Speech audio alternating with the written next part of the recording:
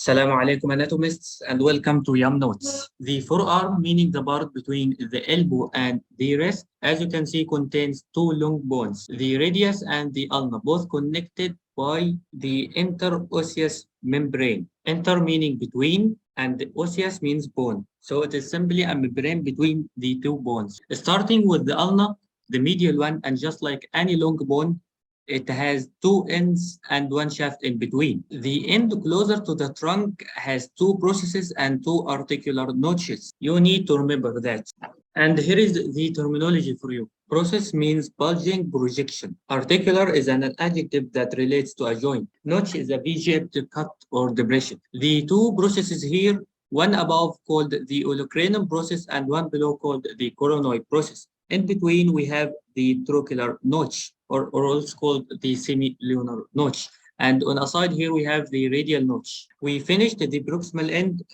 Now the shaft, leave it for later. Let us go to the distal end. It has a styloid process and head. Sorry for that. So as a quick recap, we have two processes in the proximal end, in between the trochlear notch, and on a side here, the radial notch. Of course, without me telling you, the olecranon process fits posteriorly in the olecranon fossa of the humerus, as you can see here. And the coronoid process fits in the coronoid fossa of the humerus. The trochlear notch articulates over the trochlea. The radial notch here forms a joint with the head of the radius. Before jumping to the radius, let me correct this. I'm sorry, it is coronoid. Here is a way to remember it. The coracoid process in the scapula, while the ulna has the coronoid process with the end.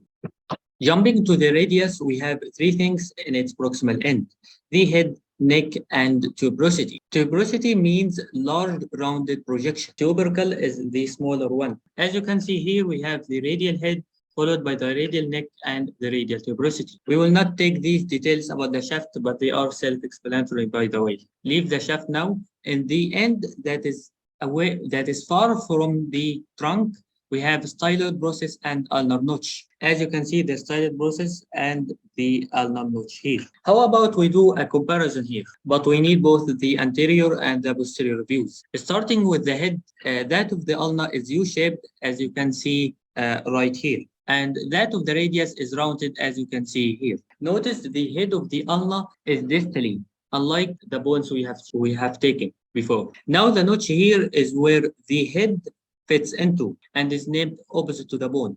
For example, the radius has an ulnar notch, but the ulna has a radial notch. Now the styloid is present on either side on the distal part. The interosseous membrane provides stability and allows some rotation for pronation and supination, as you can see here. The radius is flipped over the ulna during pronation. If you are still confused between the ulna and the radius positions, you can imagine the letters of the word under written on your fingers as follows. The ulnar, representing the U, is on the pink side medially, while the radius is radiating outside on the thumb side. Now time to the Arabic summary. الساعد بيمتد من المرفق إلى رسغ اليد وفي هيكله عظمتين.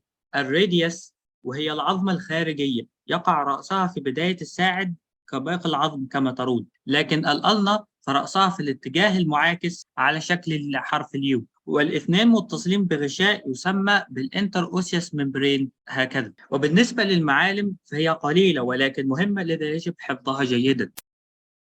How about we label this figure? It is the anterior view of the right. Sorry for this, it's forearm, not the arm. You should have noticed that by yourself. Anyway, starting with the first one, it is the ulnar notch. Then we have two styloid processes, one of the ulna and one of the radius.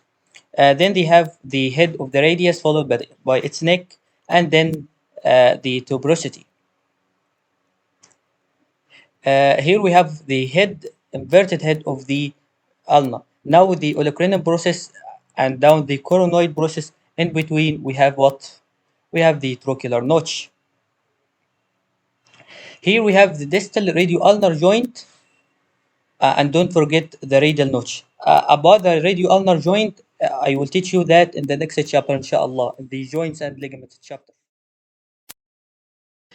Driving into our quote, this verse talks about the prayer ablution, which we say wudu in Arabic. We concentrate on the part which says وَإِيَّاكُمْ إِلَّا الْمَرَافِقِ. This is the verse translation you can both read, but as I told you, we concentrate on the part which is your forearms to the elbows.